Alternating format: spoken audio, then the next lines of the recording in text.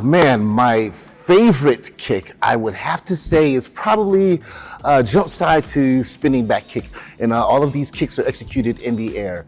I remember my sensei, Tanaka sensei, he was an old little 60, 70 something Japanese man. And this guy probably stood a little bit taller than Yoda. But to watch this man jump and kick, it was just the most amazing thing to me. And one of the first kicks that we actually learned, even as a little guy, was a back kick. And because I could jump really well, he had me jumping with weights on my legs and everything else. And he had like but bicycles have an inner tube inside of their the wheels, and so he would do things like tie the inner tubes together to give us resistance as we spun in the air. So that's why I insist to you guys all the time, make sure you practice both legs, because that was one of the things he did. He had us practice both legs with our legs tied up and with weights on, and then particularly jumping kicks because he liked the way I jump. And he would always say, "You jump good." And I said, "No, you jump well, sir." You say, "You jump well, but it's okay."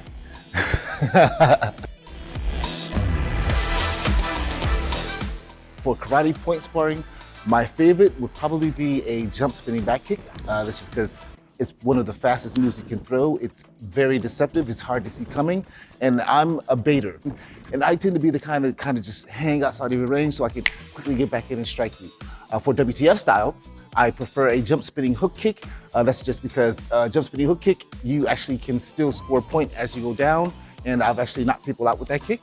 And I've been knocked out with that kick before too. So it's a pretty cool kick. It's a little bit safer than what it looks like, because it looks like nasty collision when you hit somebody with it, but it's safer than the actual karate style, which uses the back of the hook, which could really damage somebody. Promise, this right here came from me splitting a helmet in a sparring competition.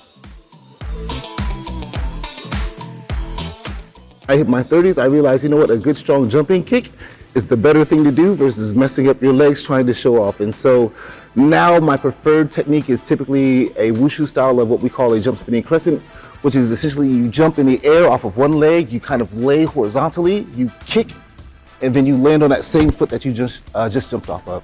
It's a really beautiful kick. Your goal is to try to maintain as much air time as possible to make it look flowy. Yeah, so that would be right now, that would be my go-to show-off move.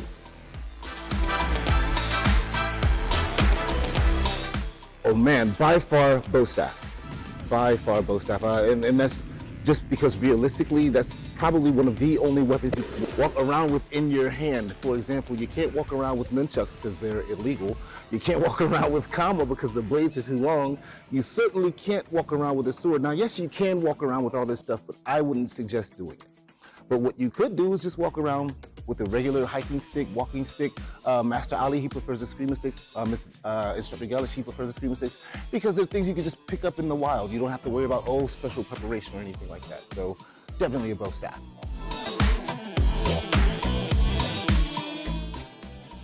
My most favorite weapon ever by far is the sword.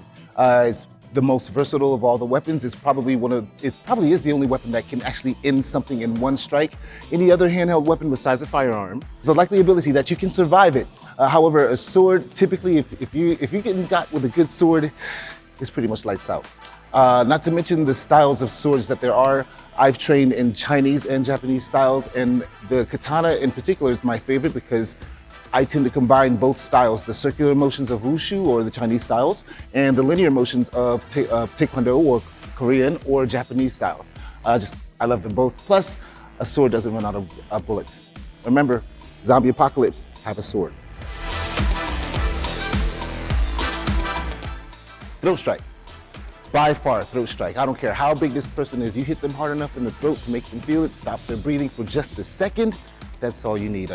One of my favorite things to say to my wife is, all throat checks stop buffoonery, because if you hit someone in the throat, they're going to stop and pause.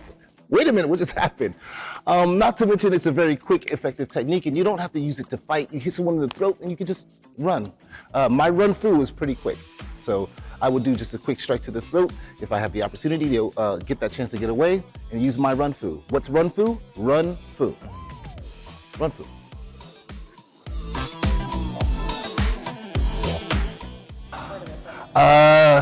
I love, and this is you probably think it's a lame move, but I call it a delayed axe kick. And what it is you swing your leg up, you hold your leg and pull tension on it, and then at the last second you drop, and there's like double the force in that axe kick, and that pretty much ends the fight no matter where you strike them. Only do it as a finishing move though. Yeah, that'll be it.